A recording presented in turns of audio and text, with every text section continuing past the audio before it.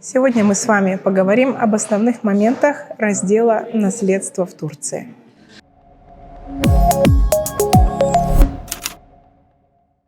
Сегодня мы с вами будем общаться по трем основным категориям наследников. Это брачные и внебрачные дети, вдова, а также родители, братья и сестры. Что касается детей, то внебрачные дети имеют точно такие же наследственные права, как и дети, рожденные в браке. Если родство установлено и ребенок зарегистрирован на имя отца, то он автоматически является его наследником. А если родство между наследодателем и его ребенком не установлено, то в Турции возможно посмертное установление отцовства. Дети, если наследодатель был женат на момент смерти, получают 3/4 наследства. Эта часть делится между всеми детьми, как рожденными в браке, так и внебрачными. И 1/4 достается супруге наследодателя. Если наследодатель не был женат, то, соответственно, все наследство достается детям. Что касается вдовы, давайте здесь обговорим. Вдова. Если есть дети, мы с вами уже поговорили, что происходит. Если детей нет, то вдова получает половину имущества. Вторая половина имущества будет уже смотря кто в живых. Родители есть или братья и сестры. Если живы родители, то половина имущества достается супруге, половина родителям. Братья и сестры не имеют права претендовать на наследство, если живы родители. Если родителей нет в живых, родители наследодателя, я имею в виду, то братья и сестры претендуют на половину наследства вместе с женой. Если жена единственный наследник, больше никого нет, то, соответственно, все наследство получает она.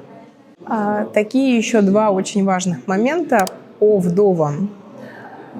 После того, как ваш супруг уходит из жизни, естественно, перестает существовать ваш брак. И все сразу именно думают, что будет раздел наследства. Но для начала должен пройти раздел имущества.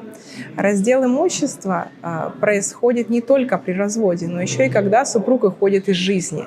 Поэтому сначала делится имущество согласно текущему имущественному режиму между супругами, а уже после этого то, что осталось, выпало на долю супруга, только эта часть является, по сути, наследством.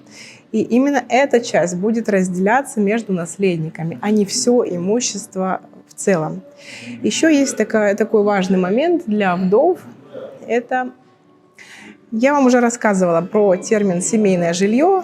Кратко напомню, семейное жилье – это жилище, в котором супруги проживали совместно на протяжении своего брака. И если оно становится объектом наследства, то при наличии других наследников супруга может получить право пожизненно проживать на территории этого жилища, в свою очередь отказавшись от доли наследства в этом объекте.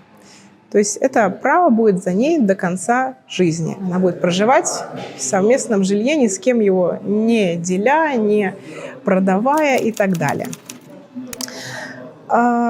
Также необходимо сказать такой общий важный нюанс, что в Турции как такового срока давности для вступления в наследство не существует. Это касается всех категорий наследников.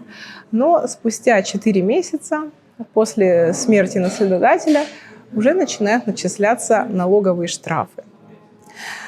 Также хочется отметить, вот все под словом наследство подразумевают какие-то активы, недвижимость, а ведь бывает так, что наследство еще может состоять из долгов.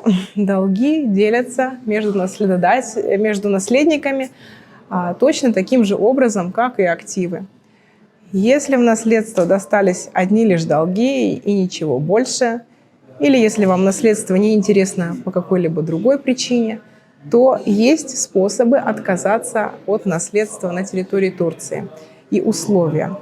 В следующем видео мы обязательно подробно разберем этот момент, как это сделать. Подписывайтесь на наш канал, чтобы не пропустить. Оставайтесь со мной.